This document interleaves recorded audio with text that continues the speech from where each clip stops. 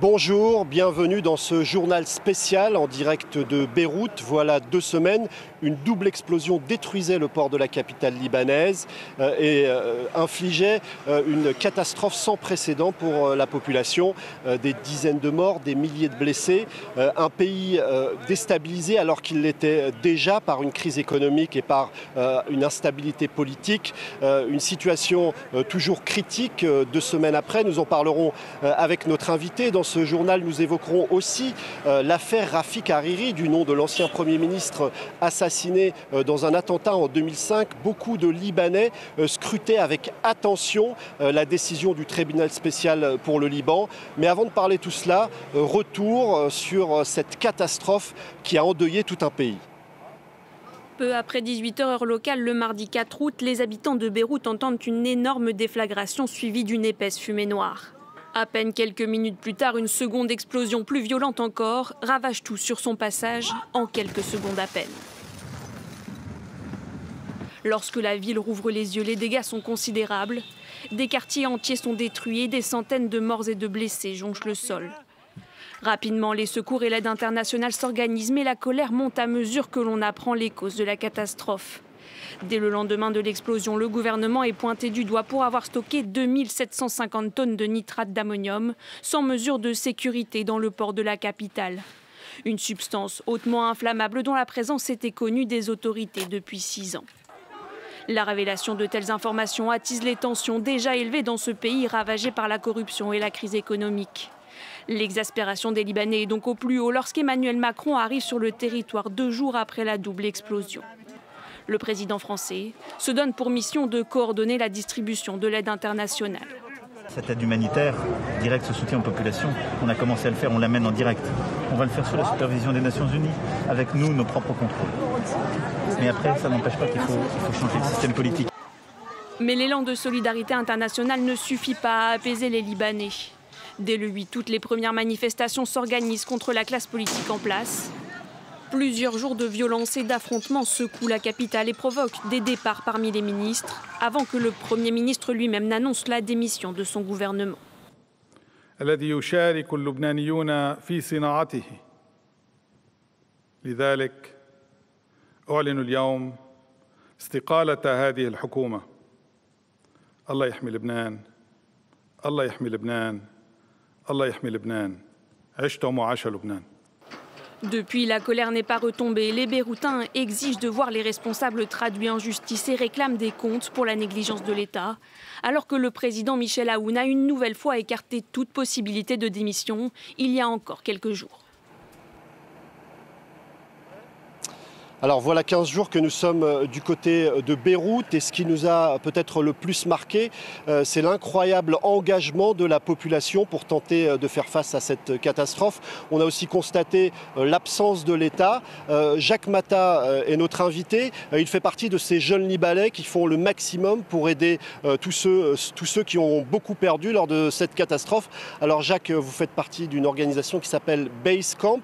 Vous êtes en contact quotidien avec ceux qui sont dans les plus grandes difficultés en ce moment. Quel est leur état d'esprit finalement 2 semaines après cette terrible catastrophe? Oui, en effet, donc on est en contact journalier avec ces gens-là et c'est vraiment très difficile. Je pense que je diviserai ces gens-là dans 2 boxes. Donc la première boîte, c'est des gens qui sont vraiment déterminés à surmonter cette difficulté et il y en a des volontaires qui ont vécu ce drame et qui sont en train de nous aider chaque jour. Et il y en a d'autres qui en ont vu trop et c'est ces gens-là qu'on essaie d'aider chaque jour. Alors, ceux qui en ont vu trop, on a pourtant l'habitude de parler très souvent de cette résilience, de cette capacité des Libanais à pouvoir se relever malgré les drames. C'est le drame de trop, à votre avis? Honnêtement, moi en tant que jeune, donc c'est la première fois que je vis quelque chose d'aussi fort. Donc là, je suis déterminé à changer. Je sens qu'on l'a dans notre sens, cette détermination. Chez les moins jeunes, je pense que ça en est trop. Ils en ont trop vu. Ils ont déjà vu ça il y a 30 ans et ça se répète. Il n'y a aucun changement. Donc on est là pour les aider et on essaye de faire notre maximum. Mais je les comprends, c'est très difficile. C'est pas facile. Alors, Pas mal de dirigeants sont venus, des diplomates. Le président français Emmanuel Macron est arrivé assez rapidement du côté du Liban. Il a évoqué la nécessité de réformes structurelles profondes, mais on a le sentiment que malgré la démission du gouvernement, les choses n'ont pas l'air de beaucoup bouger. Est-ce que vous pensez que de cette catastrophe terrible va peut-être naître quelque chose tout de même ? Honnêtement, c'est mon espoir, c'est notre seul espoir à tous les jeunes, je pense, qui sont encore au Liban aujourd'hui. Parce que si on n'a aucun changement après ce drame-là, quand est-ce que ça va changer? Et jusqu'à maintenant, donc ça fait presque 15 jours que ça s'est passé, on n'a vu aucun changement. C'est les jeunes, et les moins jeunes, et le peuple qui sont dans la rue et qui sont en train de changer. Où est ce gouvernement? Qu'est-ce qu'il a fait comme changement? Où sont les réformes qui étaient supposées être faites il y a quelques années? Moi, honnêtement, ça fait 30 ans, pour moi, j'en peux plus. Je veux un changement. Je pense qu'il y en a d'autres aussi qui veulent ce changement. Mais on a besoin des gens qui sont encore avec ces politiciens de changer. On a besoin qu'ils viennent avec nous. On a besoin que l'armée se tourne avec nous et que la police se tourne avec nous. Et qu'on ait un pays civilisé, un pays qui marche correctement. Alors, il y a aussi beaucoup d'autres questions qui subsistent, notamment en ce qui concerne l'enquête, notamment sur ces tonnes et tonnes de nitrate d'ammonium qui ont provoqué ce drame. Certains appellent de leur vœu une enquête internationale. Très honnêtement, moi je ne fais pas confiance en ce gouvernement. Je ne leur fais pas confiance depuis quelques années, depuis que j'ai commencé à lire sur la politique. Par rapport à l'enquête internationale, nous avons vraiment besoin de ça. Nous avons besoin de voir la vérité. Nous avons besoin d'experts qui descendent et qui voient qu'est-ce qui s'est passé, qui enquêtent. Parce que nous, notre gouvernement, honnêtement, c'est des bons à rien. C'est ça le mot, quoi. Oui. Alors, on a évoqué il y a quelques instants cet engagement total d'une partie de la population libanaise pour aider les autres. Il y a quelques jours, avec Abdallah Malkawi, nous nous sommes rendus dans un quartier où une association tente de réhabiliter des logements pour que les habitants du quartier puissent avoir un abri avant l'hiver. Cette association qui travaillait alors qu'on a pu encore constater, encore une fois, l'absence de l'État et des autorités. Regardez ce reportage. La double explosion du port de Beyrouth a détruit un nombre considérable d'immeubles d'habitation. Des centaines de milliers d'habitants de la capitale se retrouvent sans maison. Et des immeubles comme celui-ci qui ont subi de gros dégâts, il y en a beaucoup dans les quartiers près du port. هيدا ونش عن البور طار بلوك من الونش قشط من السقف سطح يعني للحيطان كلها لتحت لوصل لهون على أول طابق. بيت؟ ما في بيت خرابة. فكرت حالي إني رح موت خلص مش رح يشبع. عم نام عند ناس. ما غرفتي كلها تخربت. ما عاد عندي شي نام فوق. قد ما فيي عم حاول إني نطفى.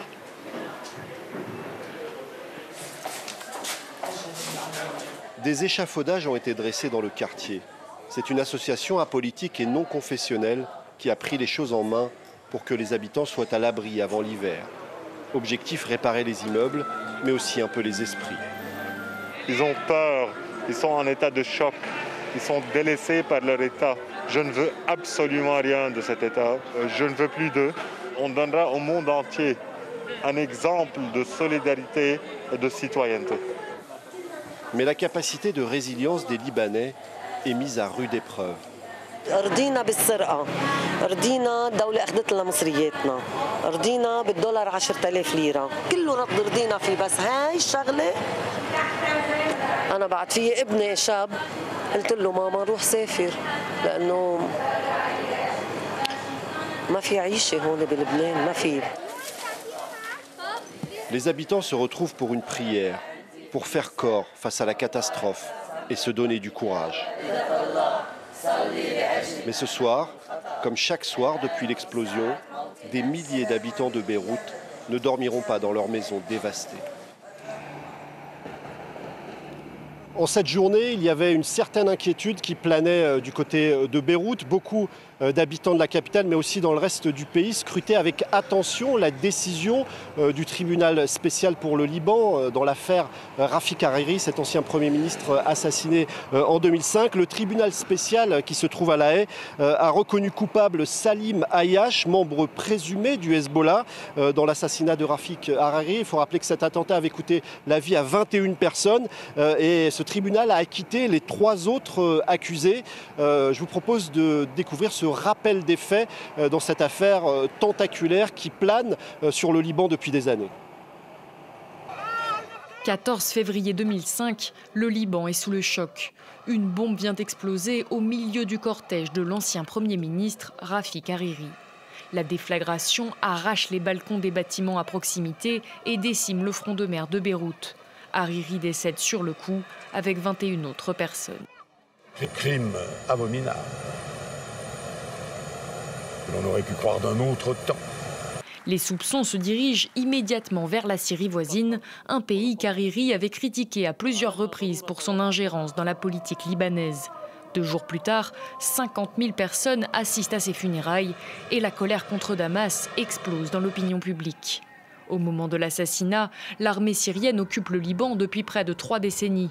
Mais sous la pression internationale, la Syrie retire ses troupes 2 mois après l'attaque.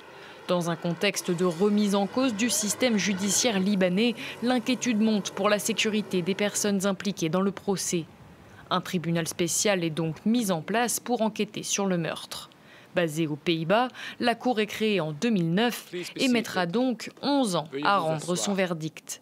Les critiques disent que le procès a été trop long et bien trop coûteux, avec plus de 700 millions de dollars engagés et un personnel de près de 400 personnes, dont 11 juges à plein temps.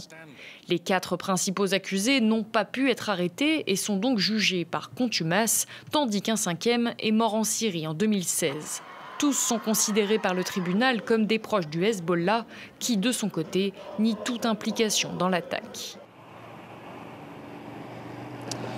Dès vendredi dernier, le Hezbollah avait déjà indiqué que cette décision du tribunal n'avait aucune valeur à ses yeux et qu'il considérait que les hommes poursuivis par la justice étaient totalement innocents. Saad Hariri, le fils de Rafik Hariri, qui lui aussi est un ancien Premier ministre au Liban, a réagi et cette réaction sonne un peu comme une volonté d'apaisement. Écoutez-le.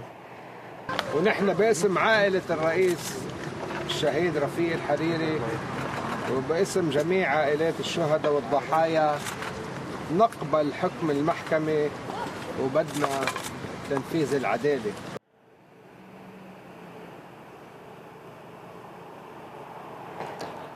Alors Jacques, aujourd'hui c'était une journée un petit peu inquiétante pour les Libanais qui scrutaient avec attention cette décision du tribunal spécial pour le Liban.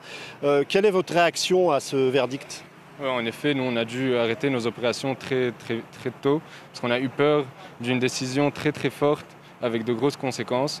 Malheureusement, la décision, personnellement, il y a quelque chose qui manque, il y a une vérité qui est cachée. Donc je ne sais pas, je n'ai pas assez lu dessus, ça vient de se passer, je n'ai pas eu le temps de lire, mais à mon avis, il y a quelque chose qui manque, il y a quelque chose qui est caché. Alors 15 ans après les faits, est-ce que vous avez le sentiment que c'est quelque chose qui continue d'être un peu explosif et qui peut finalement mettre le feu aux poudres encore aujourd'hui ? Oui, évidemment, ça peut mettre le feu aux poudres, mais la vérité, c'est ce qu'il y a de plus important. Il faut prendre des actions en fonction de la vérité, il ne faut pas la cacher. Et là, depuis 30 ans, on ne fait que cacher la vérité. Aujourd'hui, on a eu un désastre. Si on cache celui-là, dans 30 ans, on en aura un autre. À un moment, il faut mettre un stop. Il faut dire qu'il y a ces gens-là qui sont responsables, il faut les mettre en prison, comme dans n'importe quel pays. Dans n'importe quel autre pays, ils auraient démissionné, ce gouvernement aurait démissionné. Et par rapport à Hariri aussi, les coupables auraient été mis en prison. Alors, beaucoup soulignent que finalement la mère de tous ces maux, c'est le système confessionnel. Vous êtes d'accord avec cette analyse ? À mon avis, ça a un rôle, mais c'est surtout le manque de rationalisme des gens. C'est pas vraiment la confession, c'est le manque de rationalisme qui arrive à un système confessionnel qui joue un rôle important. Mais juste un dernier mot, je crois que vous vouliez passer un message à toutes les victimes avant qu'on se quitte. Oui, j'aimerais juste envoyer un très grand message à ces victimes, les gens qui ont perdu des amis et des familles, et même les gens qui ont vécu ce drame dans les rues. Je sais que c'était très difficile psychologiquement et on est tous là pour eux. Merci beaucoup Jacques pour votre témoignage. C'est la fin de ce journal spécial en direct de Beyrouth. Tout de suite, l'information continue sur France 24.